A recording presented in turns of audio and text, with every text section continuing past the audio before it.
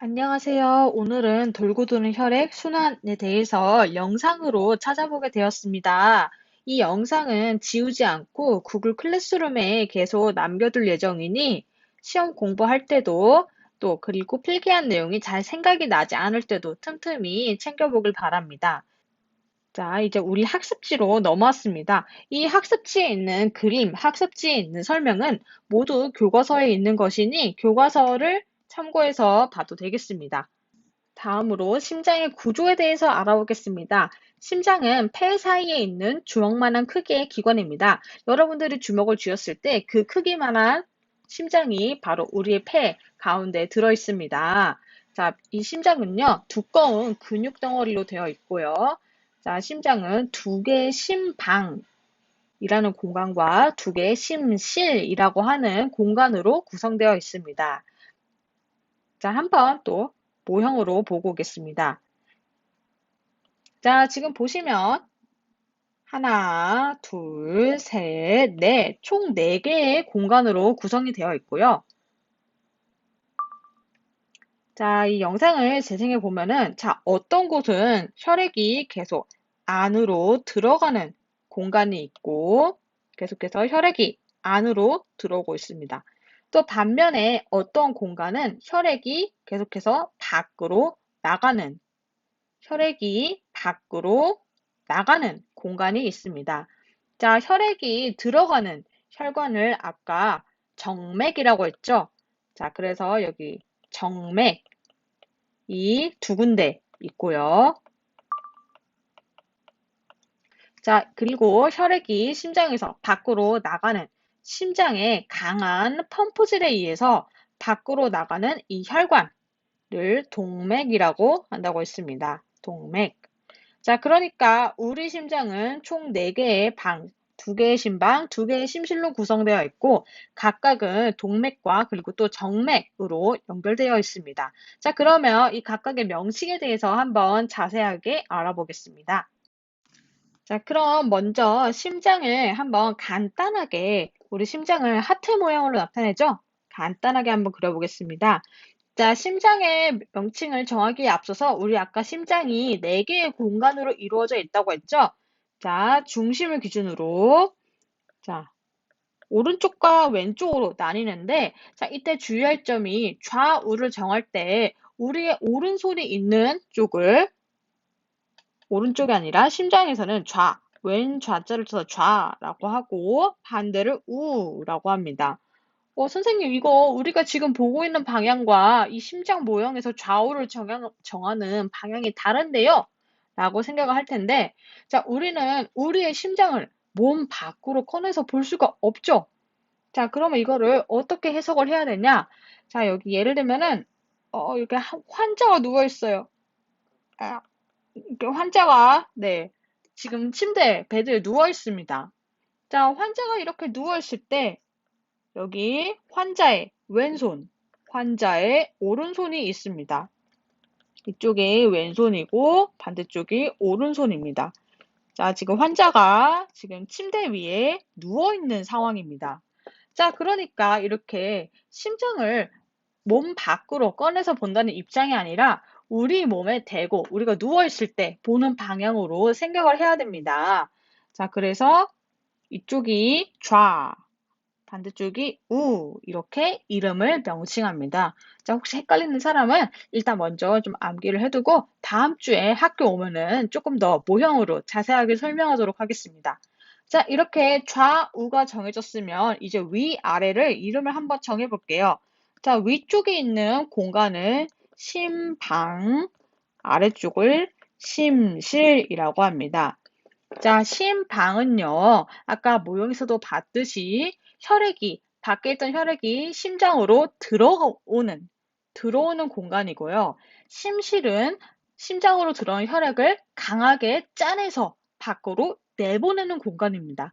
자, 그러니까 당연히 심방은 혈액이 들어오는 곳이니까 당연히 심장으로 들어가는 혈액이 흐르는 혈관, 정맥과 연결되어 있고, 심실은 강하게 힘으로 밖으로 혈액을 내보내야 되니까, 심장으로부터 나가는 혈액이 흐르는 혈관인 동맥과 연결되어 있습니다.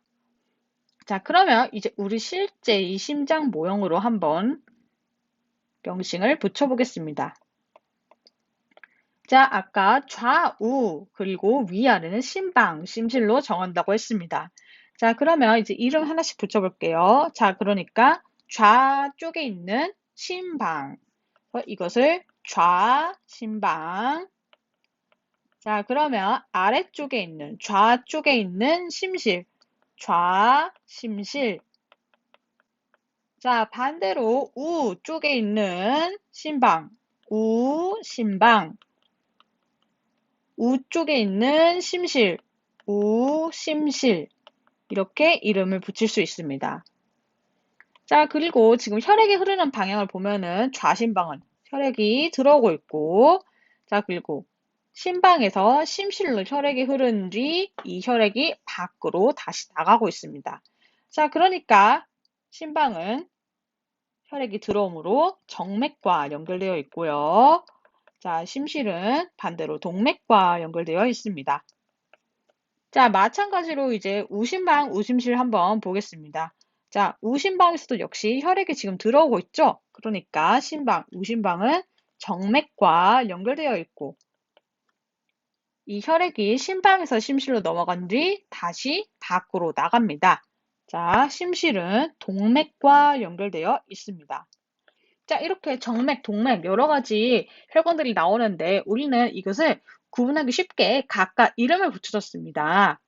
자, 심방은 심장에서 혈액이 들어오는 부분으로 당연히 혈액이 들어가야 되니까 정맥과 연결되어 있습니다. 반대로 심실은 심장에서 혈액이 이번엔 거꾸로 나가는 부분으로 혈액이 나가야 되니까 동맥과 연결되어 있습니다. 자, 심방도 우심방과 좌심방으로 나눌 수 있는데요.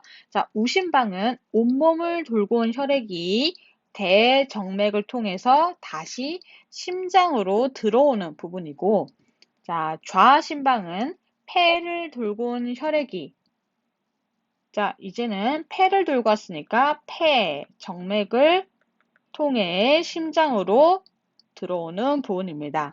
자, 그림과 한번 같이 보겠습니다. 자, 우심방으로 지금 혈액이 들어오고 있죠? 이렇게 들어오고 있습니다. 자, 이때 여기 들어오는 혈액은 우리 온몸을 돌고 온 혈액입니다. 이때 온몸을 돌고 들어온 이 혈액을 통과한 이 관 이름을 바로 대정맥이라고 합니다. 대정맥. 자, 그리고 이번에는 이제 좌심방 한번 보겠습니다. 좌심방에서도 역시 혈액들이 들어오고 있습니다. 자, 이 혈액은 폐에서 온 것입니다. 자, 폐에서 온 혈액이 들어오는 곳이기 때문에 폐정맥이라고 이름을 붙여줍니다. 자, 이번에는 이제 심실을 한번 볼까요? 심실도 역시 우심실과 좌심실로 나눌 수 있는데요. 우심실은 우심방으로부터 들어온 혈액이 폐동맥을 통해 폐로 나가는 부분입니다. 자, 좌심실은 좌심방으로부터 흘러 들어온 혈액이 대동맥을 통해 온몸으로 나가는 부분입니다. 자, 역시 그림과 함께 보겠습니다. 자, 지금 우심실이 여기 있는데 우심방으로부터 받은 혈액은 우심실로 내려와서 이렇게 밖으로 나가는데 어디로 가냐? 폐로 나간다. 폐로 나가니까 폐, 동맥과 연결되어 있습니다. 자, 반대로 이제 좌심실은요. 좌심방에서 흘러 들어온 혈액이 이제 강하게 쥐어서 짜내면 이제 온몸으로 나갑니다. 좌심방에서 들어온 혈액이 좌심실을 지나서 온몸으로 나갑니다. 그래서 이 혈관의 이름을 대동맥이라고 합니다. 자, 그러니까 폐정맥에서 들어온 혈액이 좌심실을 지나 온몸으로 보내지고, 자, 온몸을 돌고 온 혈액은 대정맥을 지나 우심방을 통과해서 다시 우심실 지나 폐동맥으로, 폐로 다시 가는 것을 볼 수 있습니다. 자, 이렇게 보니까 이 심장의 구조, 어렵긴 하지만 뭔가 규칙성을 파악하면 어디가 좌, 어디가 우인지 파악하고 심방은 혈액이 들어오는 곳, 심실은 혈액이 나가는 곳인 것을 파악한 다음에 그러면 어디가 정맥과 연결되어 있는지, 어디가 동맥과 연결되어 있는지 또 파악하고 자, 폐로 들어오고 폐로 나가면 폐정맥, 폐동맥.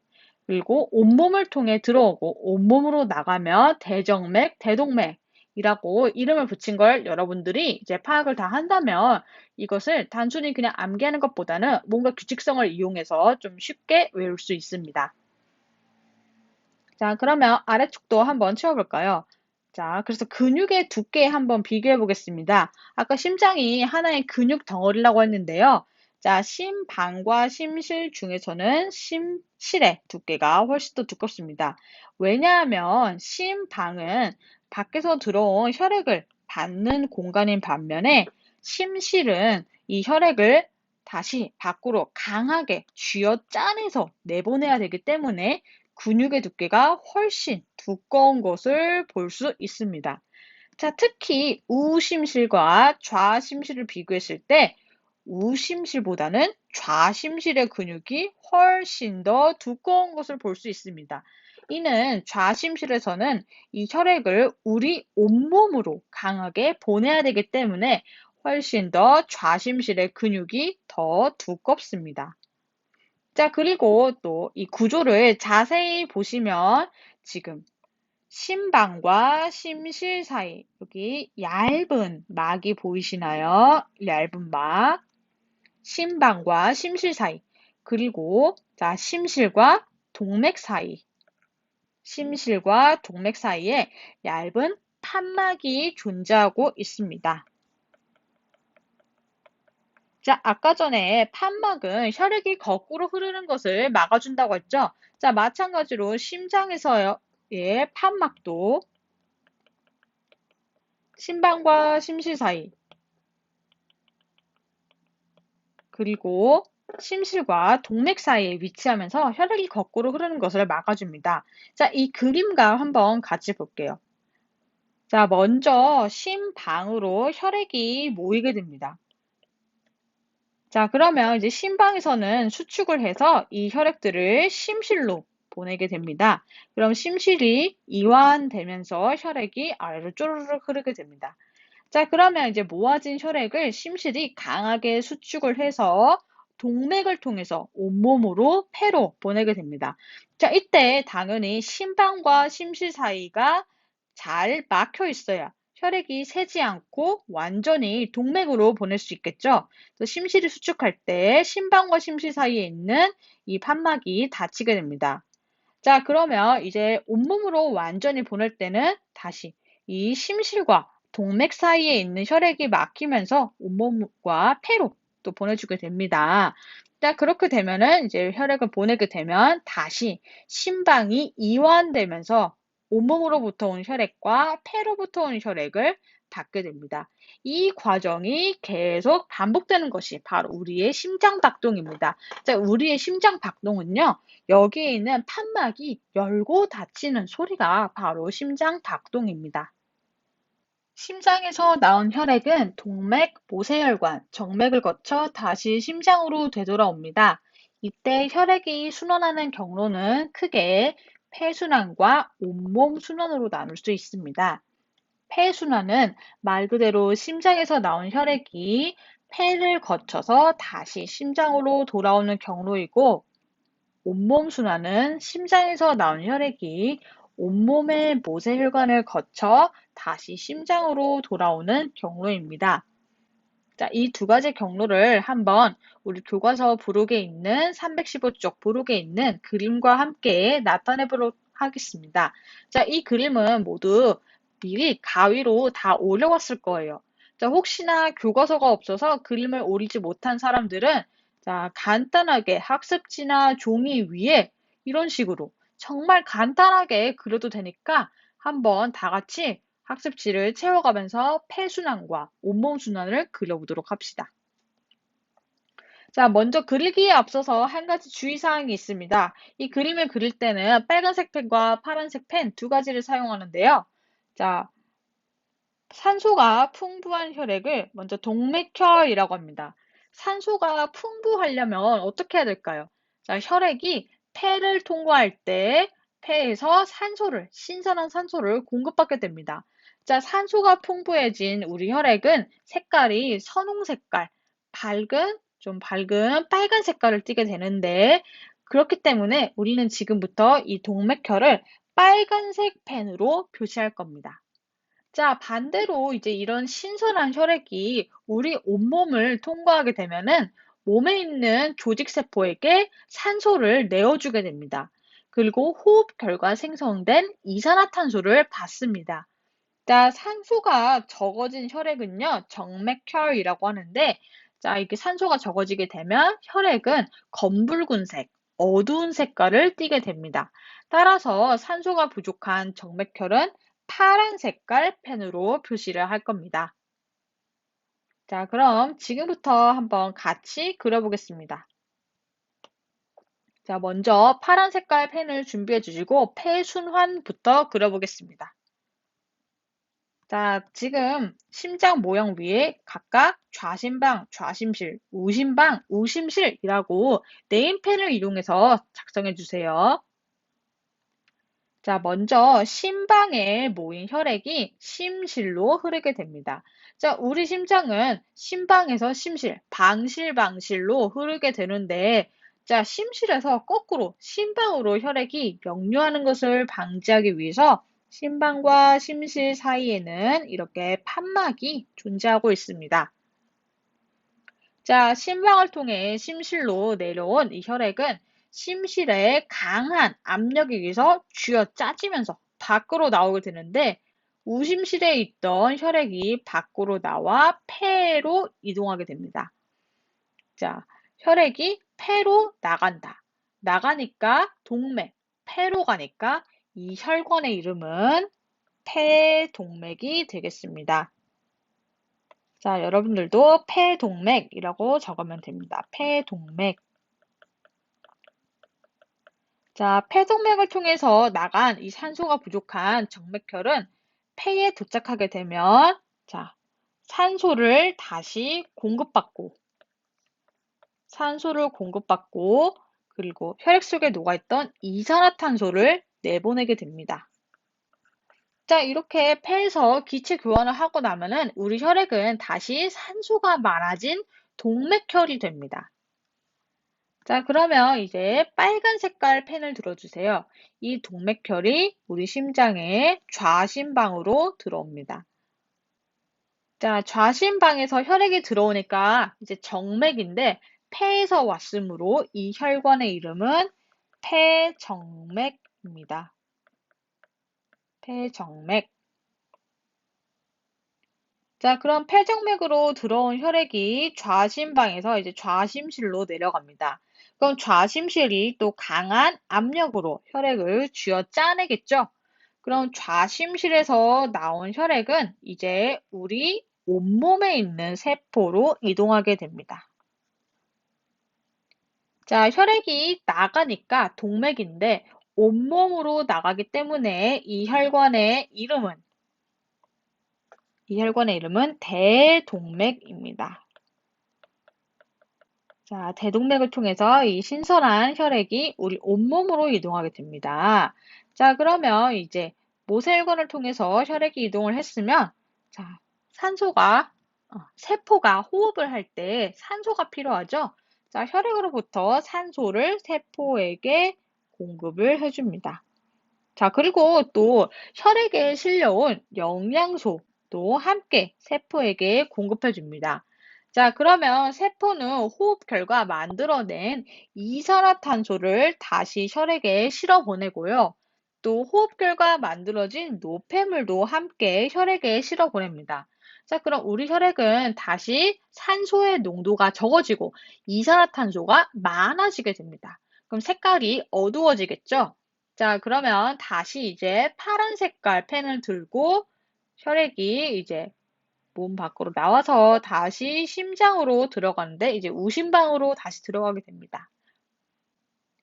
자, 밖에서 안으로 혈액이 들어왔으므로 정맥인데 온 몸을 돌고 들어왔으므로 이 혈관의 이름은 대정맥이 됩니다. 자, 그러니까 정리해보면, 자, 폐를 통과하는 폐순환은 우심실, 우심실에서 밖으로 나와서 폐동맥을 거쳐서 폐에서 나와서 폐정맥, 좌심방으로 들어가게 됩니다. 자, 온몸을 거치는 온몸 순환은 좌심실의 강한 압력에 의해서 나와서 대동맥을 거쳐서 온몸에 있는 조직세포를 통과한 뒤 다시 대정맥을 통해 들어와서 우심방으로 모이게 되는 순환 과정을 거치게 됩니다. 이렇게 혈액은 폐순환, 온몸 순환을 반복하면서 조직세포에는 영양소와 산소를 공급해주고 또 조직세포에서 생명활동 결과 생긴 노폐물과 이산화탄소를 받아서 다시 폐로 운반하는 순환 과정을 거칩니다.